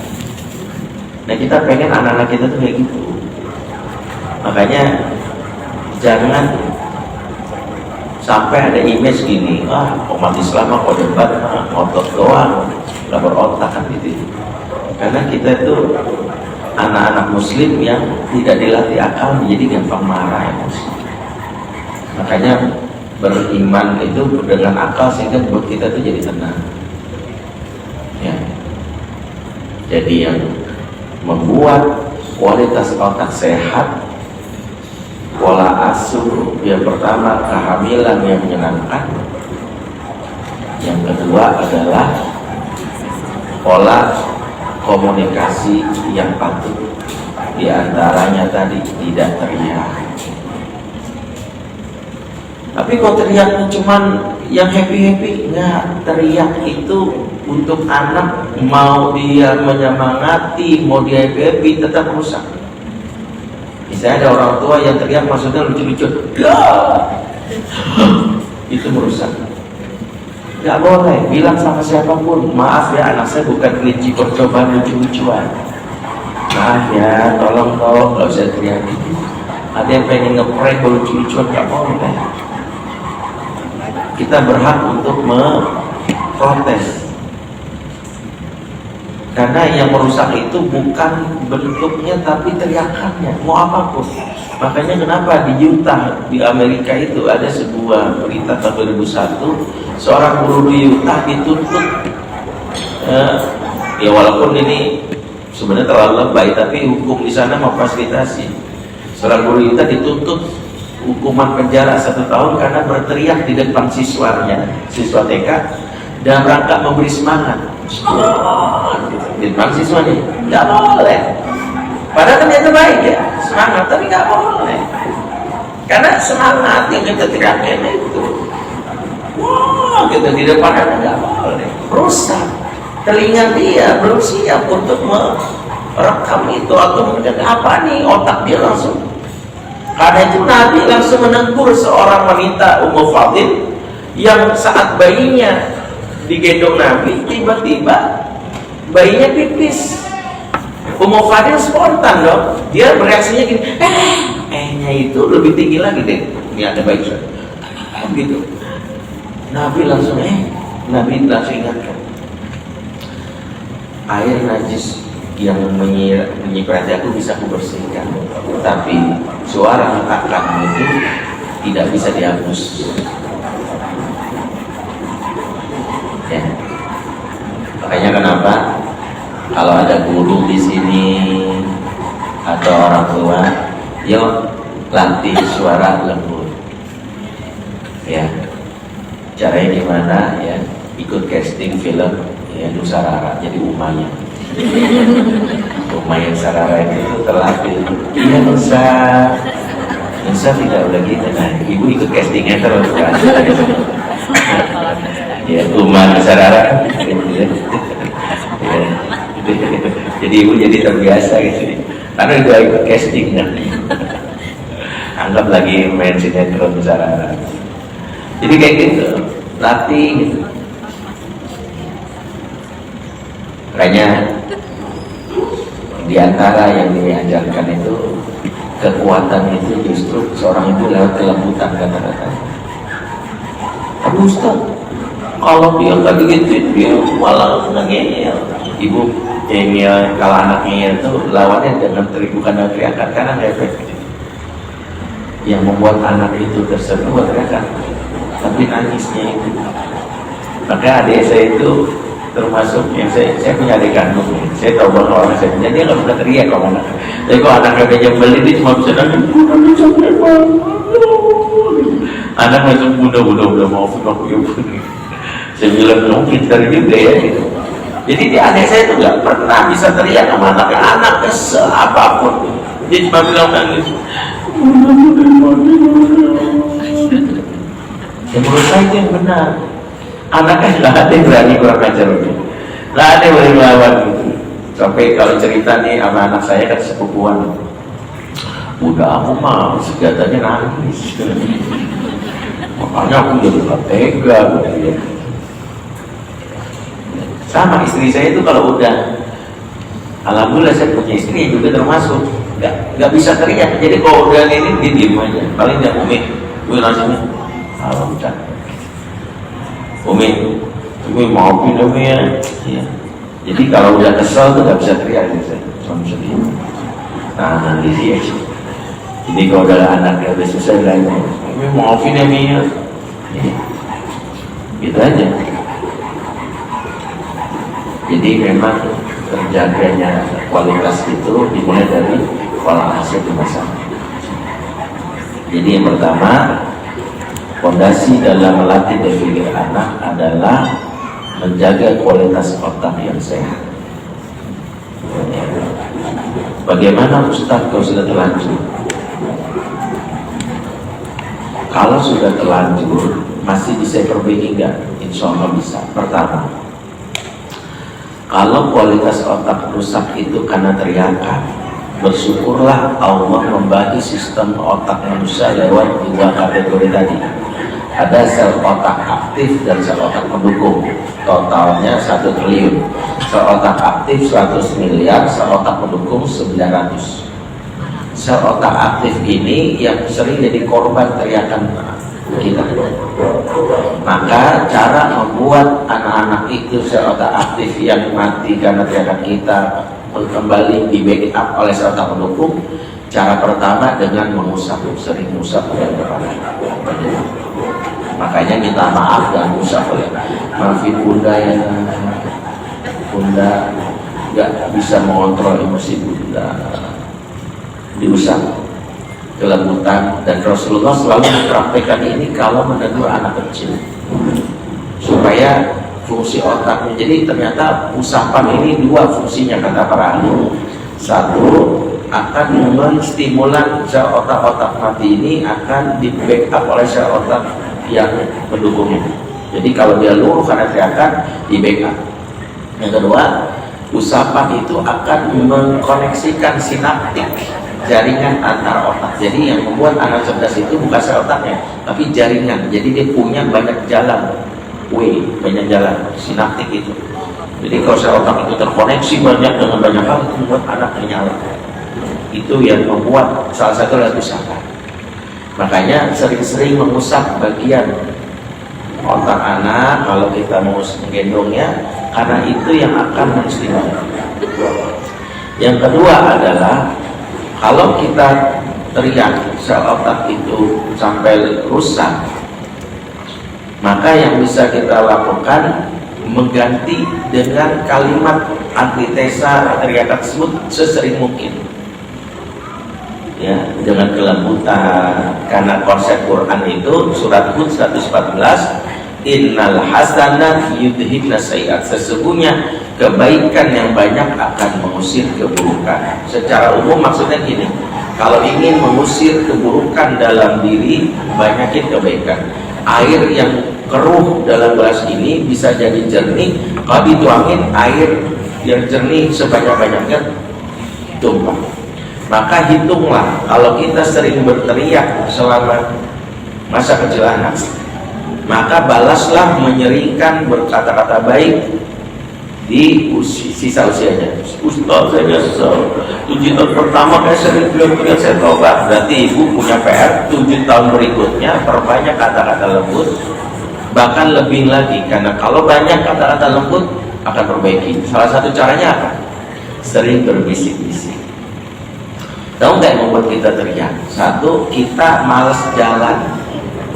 Karena memanggil anak itu rumusnya walking before talking.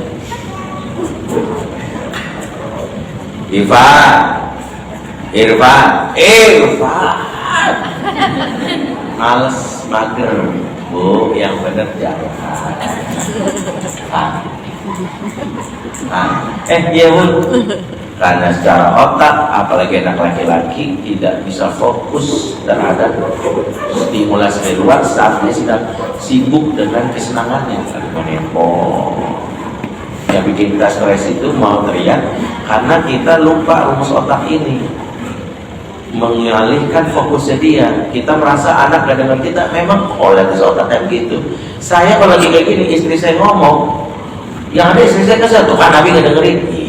Tahu otak laki-laki kau udah ngeliatin, lagi mikirin atau harusnya kan iya ditempuh. Jadi jangan menyusahkan diri sendiri dengan merusak otak dengan teriak. Jadi kalau kita manggil anak kita Ahmad, jangan dengar, cari dulu, jangan teriak dulu, cari di mana sih Ahmad. Nah, tunda walking before talking. Ya, jadi kenapa teriak? Karena kita tadi ya males jalan. Jadi jalan dulu, cari anaknya sentuh. Karena yang kedua, biasain kalau ngomong sama anak membuat dia sentuh bisik-bisik. Ya boleh kita tolong. Sampai kapanpun omongan musik ini membuat anak merasa istimewa. Makanya Nabi selalu ngomong. Jadi ngomongnya dibisikin pelan. Mau dia, iya Bun, apa Bun? Beliin bawang ya. Itu sebentar. Kayaknya saya rahasia banget sih Bun. Mau masak apa sih? Ya, udah pengen biasain aja mau bawa kamu bosan. 2 kilo. Saya praktekin Bu sama anak saya beda lakukan. Nabi mencontoh ini. Nabi melakukan ini. Nabi itu terbiasa kalau anak kecil bisikin, oke, jalan. Dan ini disampaikan oleh Jabir saat dia bersama Rasul, Anas bin Malik. Makanya ada hadis mengatakan ini, suatu hari Nabi membisikkan sesuatu di telinga aku dan aku nggak boleh memberitahu kepada yang lain. Sampai sekarang kita nggak tahu hadisnya apa. Sebenarnya Rasul juga kenapa sih Anas ngasih tahu gini? Anas hanya memberitahu bahwa Nabi membisikkan. Itu buat anak berharga. Jadi yang kedua, ibu jangan teriak. Yang kedua biasanya bisik-bisik di telinga atau di sini. Udah minta tolong boleh. Apa boleh? Beli bapak. Laku. Tapi pelannya ibu ngejelek ke hati anak. Anak merasa diri istimewa. Kasihan. Makanya cinta itu berbanding lurus, berbanding terbalik dengan teriakan. Semakin teriakan besar, semakin kering cinta. Coba cek, ada nggak orang jatuh cinta teriak-teriakan di taman? Kita kalau lagi di taman jangan tiba teriak, berantem, gapok mas, ceraiin aja kayak gitu kan gitu. Karena kita langsung feeling pasti berantem. Nggak ada orang saya itu kalau tetangga saya tiba-tiba teriakan, saya bilang berantem, kayak gitu. Langsung saya turun tangan. Tapi orang jatuh cinta itu ngomongnya kadang-kadang nggak kadang-kadang.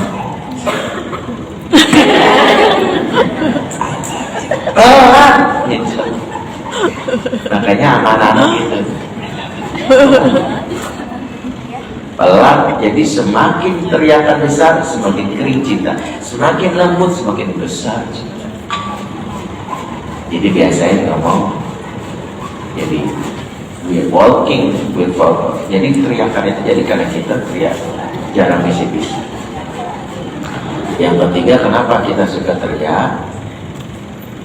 Karena kita mengumpulkan emosi negatif dalam kantong jiwa kita sampai penuh.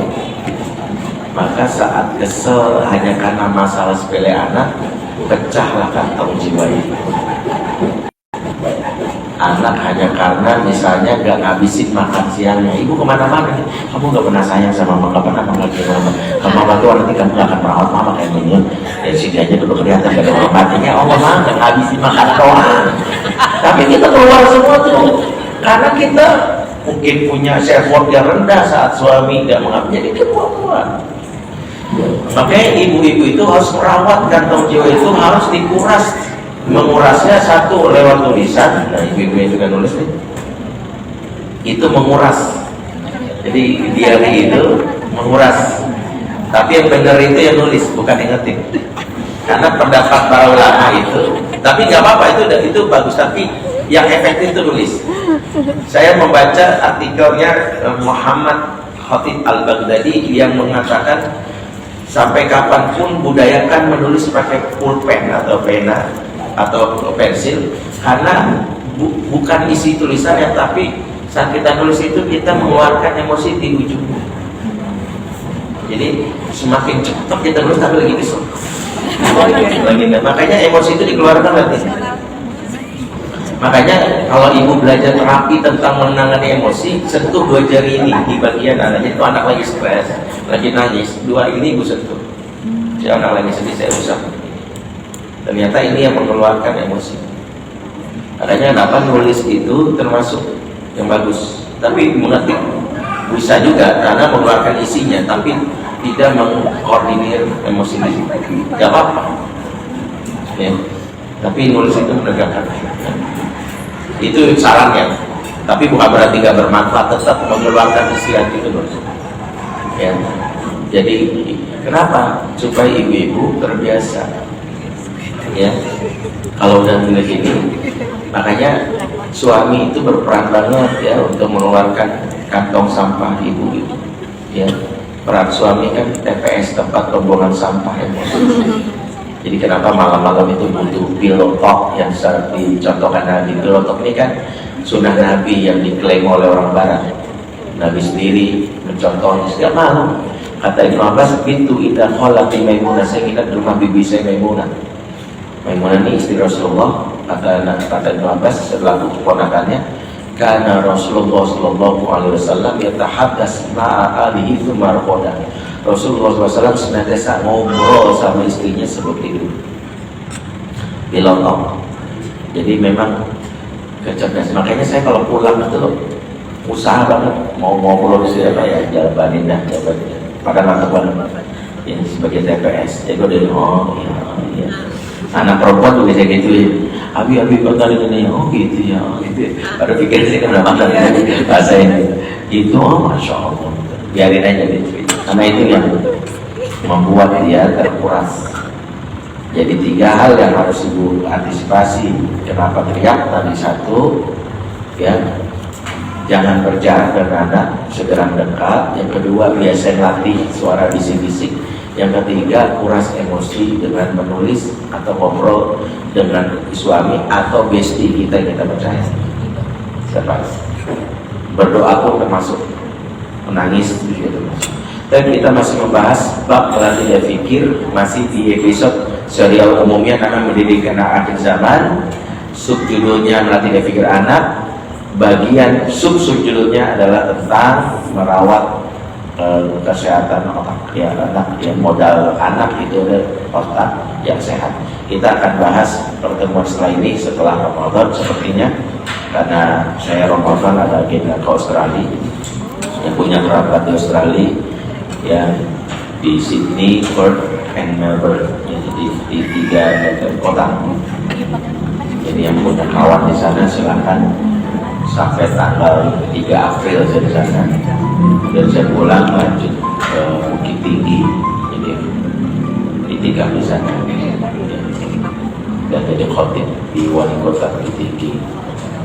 Ya insya Allah nanti di Melbourne yang punya saudara atau kerabat di Australia kabari saja, mudah-mudahan bisa ikut. Jadi kita ketemu lagi pada lebaran, mudah-mudahan waktunya melanjutkan serial mendidik anak akhir zaman, subbab melatih fikir. Kita masuk di stimulasi yang tepat melatih pikiran. Stimulasinya bagaimana? Kita akan bahas di pertemuan setelah.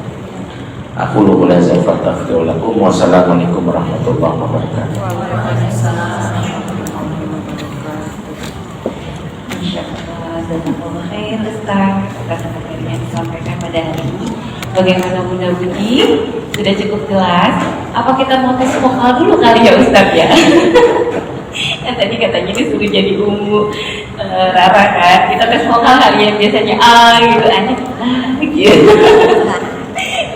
Kayaknya kalau yang ketawa-ketawa biasanya suka ngerasa ya.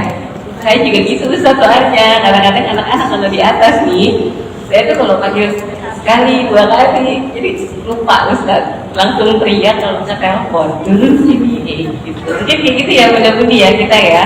Ya namanya juga ibu-ibu kebanyakan ngerica gitu ya. Capek dulu ya. Oke, gimana Ustaz? Apakah diperkenankan untuk tanya jawab? Baik, Bunda-Budi ada yang mau bertanya? Silahkan sebut namanya. Sudah berapa kali ikut MTK ini? Apakah baru pertama kali dan dari mana? Assalamualaikum warahmatullahi wabarakatuh. Waalaikumsalam. Perkenalkan, nama saya Eva. Sudah beberapa kali ikut MTK Hari Tunisa. Saya izin bertanya, tadi sempat mendengar ketika kalau misalkan anak keras hati, kita masih bisa menstimulasi. Bagaimana kalau yang keras hati itu pasangan kita? Jadi kadang bentrok gitu loh. Kalau misalnya dari sisi ibu bilangin ke anak untuk stimulasi yang kayak gini loh, tapi dari pihak pasangan tuh karena dia udah dari kecil wataknya udah terbentuk sedemikian rupa kerasnya, itu jadi malah nggak sampai ke anak, jadi malah kita berdua jadi ini harus gimana ya gitu. Bagaimana ya Ustaz? Terima kasih. Assalamualaikum warahmatullahi wabarakatuh. Waalaikumsalam warahmatullahi wabarakatuh. Di psikologi laki-laki memang ada beberapa hal yang harus dipahami ya, oleh seorang wanita. Bagaimana menaklukkan hati seorang laki-laki. Kalau laki-laki keras kepala, masih bisa dilembutkan hatinya. Karena sejatinya lelaki itu mudah tunduk ketika hatinya itu tertaklukkan. Kata Ibnu Taimiyah, fa innal qalba malik wal a'dha'u junuduhu. Sesungguhnya hati itu raja, yang lain itu prajurit. Makanya kalau hati sudah kita taklukkan, yang lain juga ngekor. Kesalahan utama wanita kalau berdebat dengan laki-laki pakai akal, maka laki-laki pasti menang.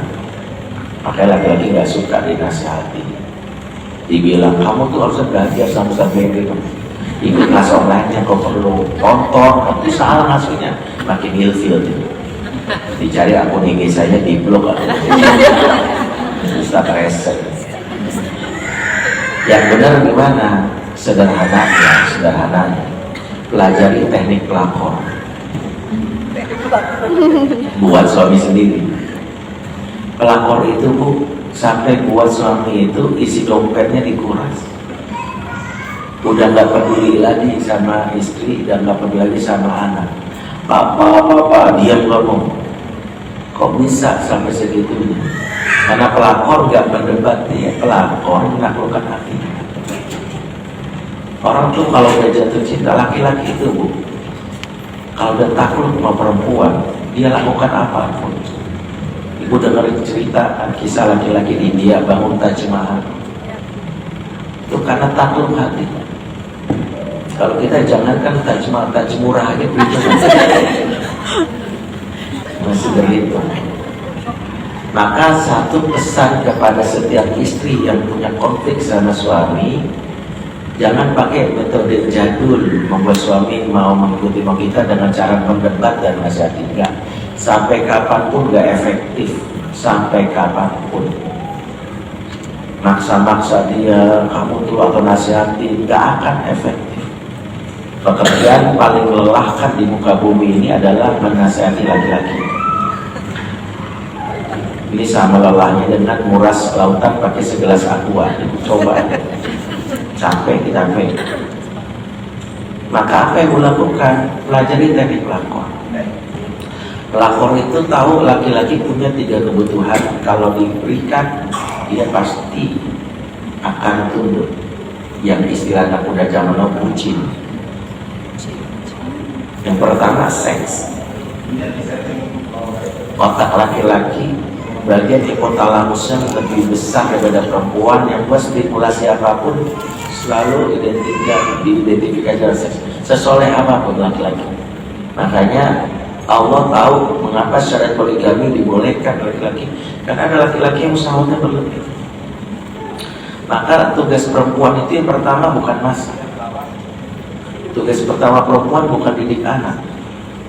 Tugas pertama perempuan berhias, melayani nafsunya suami. Itu tugasnya.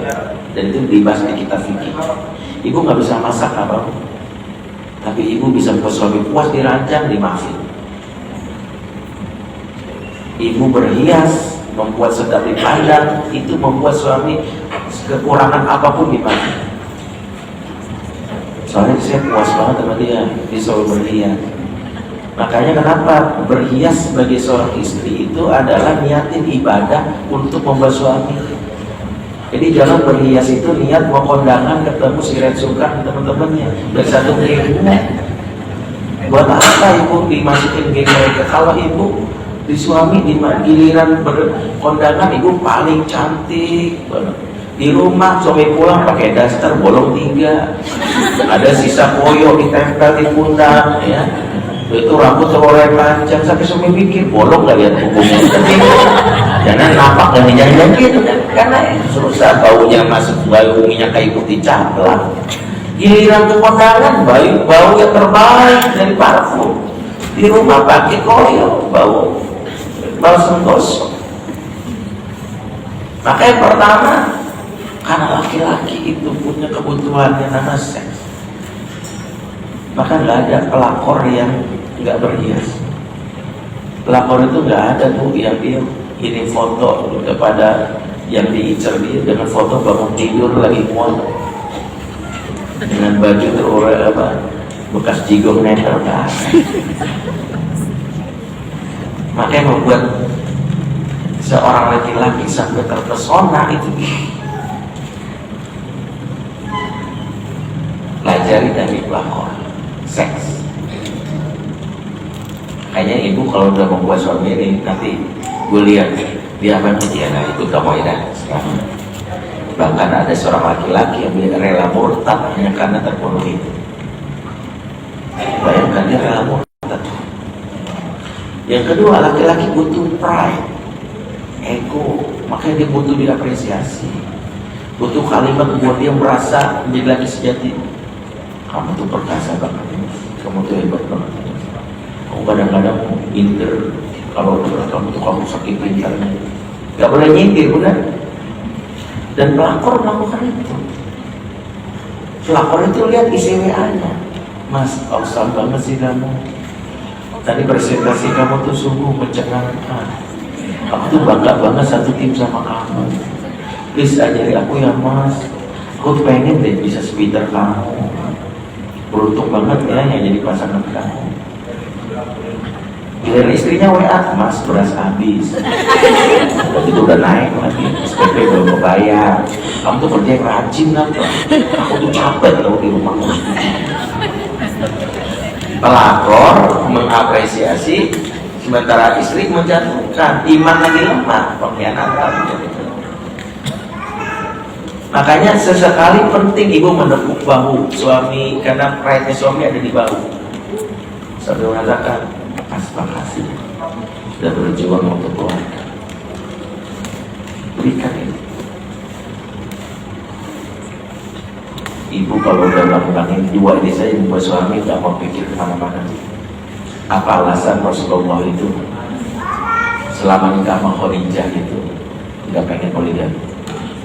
Makanya para ulama mengatakan Khadijah itu wanita yang tak pantas dimadu. Karena satu, secara seks Rasulullah dapatkan kan Khadijah selalu bersiap-siap di rumah saat Rasulullah pulang.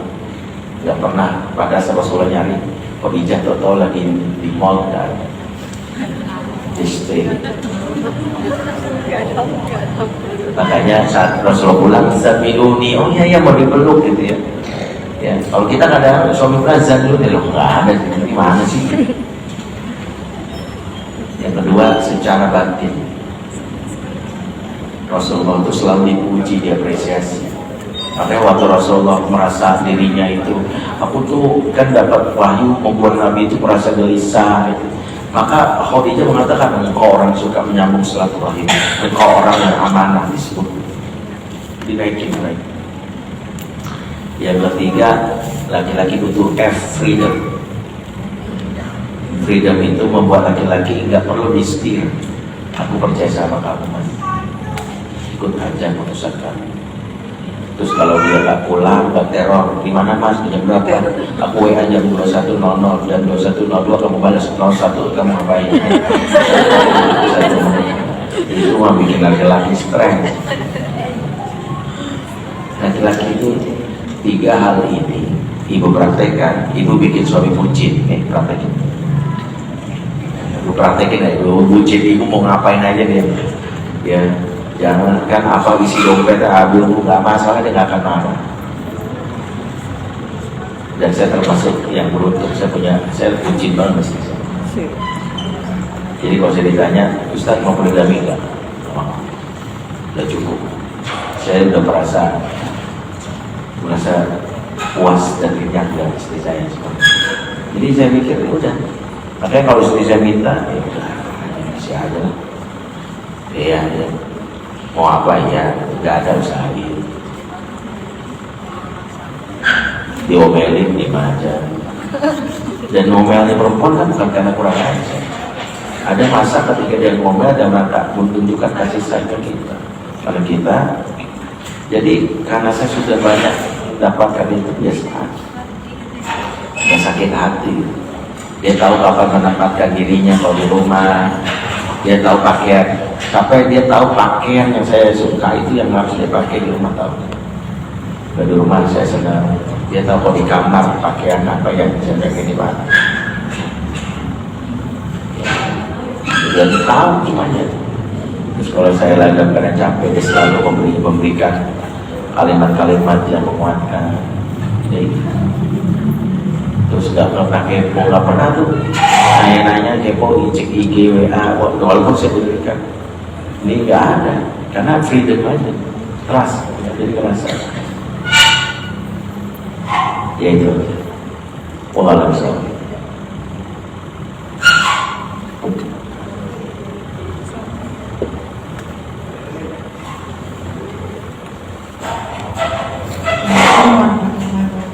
Waalaikumsalam. Saya melanjutkan pertanyaan tadi. Kalau misalnya alhamdulillah ibu tinggal dengan saya Ustaz, dan cara komunikasi masih yang lama gitu Ustaz, masih bisa keras, masih nanti kok nggak gini gitu loh. Nah, kadang ibu bilang ke saya, kan saya karena ngalamin gituin nggak enak, makanya saya kadang tuh nggak pengen gitu. Kamu tuh jadi mau kamu tuh kurang ini, kamu kurang itu tuh. Nah, gimana ya bisa ini ibu gimana ya? Soalnya kalau sama ibu tuh pokoknya ibu tuh harus diturutin. Iya. Baik, makasih. Yang pertama harus kita pahami, pengasuhan tidak bisa sesempurna mungkin kan? Karena pasti ada faktor yang membuat ada jawabannya. Kita udah bagus didiknya, lingkungan kita. Kayak saya, lingkungan saya agak curang-curang. Sampai saya bikin program kampung sahabat kan. Karena tetangga-tetangga, anak-anaknya. Karena kan kita lingkungan kampung, kan komplek. Artinya pengasuhan pasti ada tanda. Kita udah baik, pasangan kita tadi kayak ibu pertama. Atau sama pasangan oke, ibu sendiri. Maka harus dipahami, tidak harus menjadi sempurna dalam mengasuh, tapi yang bisa kita jangkau aja. Apa yang bisa kita jangkau? Saya bisa menjangkau diri saya bisa mengontrol diri saya, anak saya bisa saya kontrol, suami bisa. Kalau nggak bisa, ya sudah, yang bisa saya jangkau. Supaya kita nggak stres. Karena kadang kita memaksakan diri untuk ideal, tapi realitasnya nggak sesuai harapan, malah akhirnya nggak ada stimulasi yang tepat. Kalau mau ideal, kayak misalnya ya, saya sempat sama istri, kalau mau ideal ya tinggal sendiri, tapi kita punya orang tua yang harus terjadi. Dan jangan-jangan ketidakidealan ini dilengkapi dengan berkah ketika taat sama mama. Contoh ini, kadang orang tua mungkin tidak memberikan kontribusi yang baik menurut versi kita sebagai ibu, tapi sikap kita kepada orang tua yang dalam tanda kutip tidak sesuai dengan yang kita harapkan, dilihat oleh anak sebagai hidden kurikulum dalam pengasuhan. Bunda tetap sabar dengan orang tua, nggak ngelawan. Justru itu yang lebih jelas di telinga anak sebagai contoh. Yang meskipun nggak ada nasihat ini, nah nggak ada, tapi Bunda aja, Bunda sama Mama, walaupun yang bentak-bentak tetap hormat. Aku belajar dari Bunda. Karena banyak orang mempersiapkan kurikulum parenting sebagus mungkin, tapi dia lupa fondasinya. Yang anak lihat nggak begitu. Saya pernah ngasih contoh, adik kelas saya seorang ustazah penghafal Quran. Dia guru di sebuah sekolah. Dia punya anak baru satu, umur 3 tahun, tinggal sama ibunya. Ketika dia tinggal sama ibunya, dia mau ngajar, dia bilang, "Nah, nanti kalau aku lagi tinggalin, ini ada boneka Hafiz, tolong di setel ya Mah, ini yang sukus 30, ini gitu. Mama, aku pengen banget anakku setelin di Al-Quran." Kemudian dia bilang, "Iya." Berangkat dia ngajar. Begitu dia ngajar, di tengah jalan baru sadar ada yang ketinggalan. Aduh, dia harus pulang.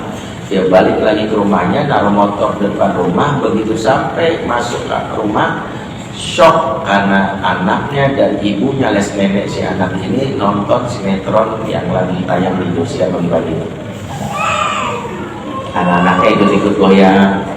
Spontan sang ustazah ini bilang, ya Allah mama, benar-benar mama tahu itu merusak.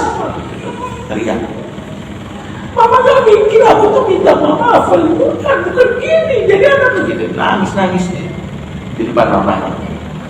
Dan dia curhat sama saya sebagai kakak kelasnya, dan saya ngebina dia karena istri waktu dia nikah saya mau fasilitasi dia dengan seorang ikhwan.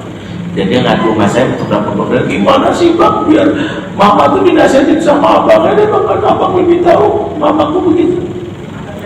Tahu sikap saya bilang gitu, dengerin, suatu saat kamu akan dapat anak yang hafal Quran tapi kurang ajar sama kamu. Saya bilang, bagi saya nggak penting anak jadi hafal Quran, yang penting dia punya adab. Kamu lihat anakmu melihat itu di belakang Quran yang kamu baca itu nggak akan pernah berbekas di jiwa anak kecuali kamu contohkan. Kamu tahu justru yang direkam oleh anak adalah, oh berarti kalau beda sama mama boleh dong kurang ajar. Ajaran mana coba sih? Cari Quran, nangis dia. Saya juga mengalami kamu, saya punya ibu. Jadi saya tinggal sama ibu saya, dan saya nggak pernah mau bilang ibu saya tinggal sama saya, karena saya saudara adalah anak tinggal mama. Saya bilang saya tinggal sama mama saya sampai sekarang, dan mama saya sama ya, sama mama juga kadang-kadang kalau udah cucunya lagi rewel, kan kadang-kadang dia melanggar ayat Quran kita. Misalnya ini masalah mie instan aja, mak saya kan nggak tega, ya kasih aja kasih. Mau pulang, anak saya lagi asik, Abi, kok makan mie? Iya, dibikinin sama mau dia mantap banget. Mau saya marahin mas saya, bilang apa mau? Ya, makasih Terus saya datangin, capek ya, rewel tadinya. Iya tuh dulu gitu benerannya, maafin ya. Jadinya saya terima, harusnya saya dan ini. Saya cium tangan, Kak, udah capek ya, capek. Salah iya salah. Orang pernah ibu saya dikasih handphone yang jelas bahasa Arab, lagi nangis dikasih handphone anaknya cucunya jadi ini. Ya sesuai sama saya, iya emang nggak apa-apa. Tapi anak saya melihat, inilah adabnya.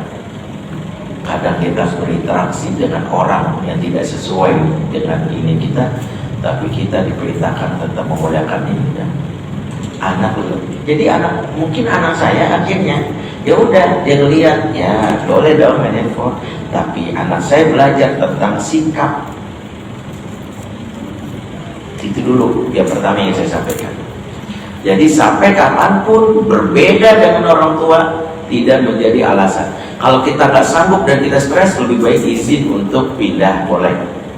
Izin untuk mama misalnya tinggal sama kakak kita atau apa. Yang pertama. Yang kedua, kesalahan mendasar kita tidak bisa mempengaruhi ibu kita dan dia lebih dominan karena kita dalam tanda kutip numpang dalam rumah sehingga tak ada kontribusi. Sejatinya saya tinggal mama saya, tapi urusan rumah, biaya, rusak, listrik, beras, semuanya itu tanggung jawab saya. Nggak boleh sepeser pun keluar dari rumah saya. Dalam rangka apa? Menjaga kemandirian. Sehingga suatu saat kalau saya berpendapat tanpa menyakitinya, emak saya akan tunduk. Kan saya akan begini, jadi gini ma, sebenarnya nih ma, gini. Oh gitu ya. Emak saya kan gak enak karena saya yang membiayai semuanya.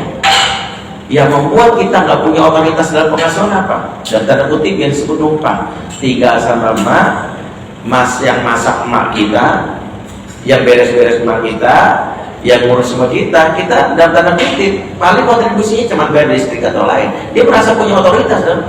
Makanya ambil alih semua urusan rumah supaya kita punya kemandirian. Sehingga saat kita berbeda pendapat, orang tua minimal lebih lunak. Yang membuat kita itu dianggap numpang dan merasa berit sebenarnya tadi. Makanya dalam statusnya saya numpang mama saya, tapi urusan rumah Saya nggak pengen mak saya, sampai saya bilang ke istri saya, nggak boleh emak keluar uang 100%.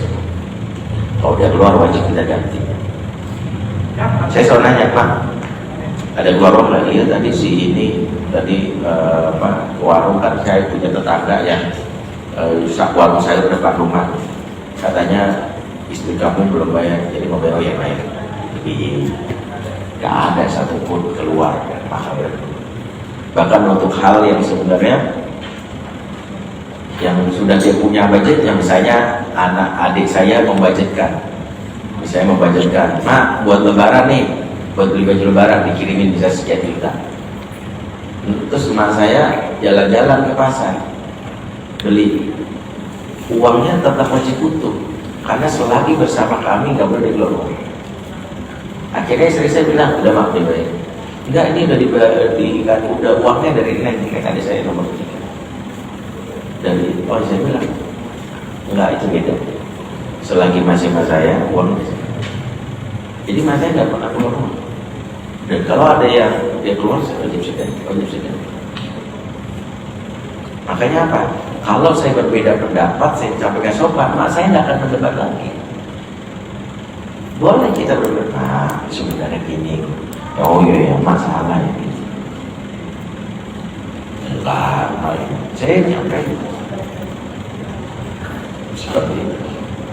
Ya, wallahualam bishawab, dan bermanfaat. Sudah pukul 11, mohon maaf. Itu aja bisa saya sampaikan. Aku lupa aja fatakullakum subhanakallah wa bihamdik asyhadu an la ilaha illa anta astaghfiruka wa atubu ilaik. Bila taufiq wal hidayah. Assalamualaikum warahmatullahi wabarakatuh. Di luar ada buku yang bisa dibaca, semoga bermanfaat. Assalamualaikum warahmatullahi wabarakatuh. Jazakallah khair Ustaz, jazakallah khairan katsiran, dan juga Budi semua yang hadir pada hari ini.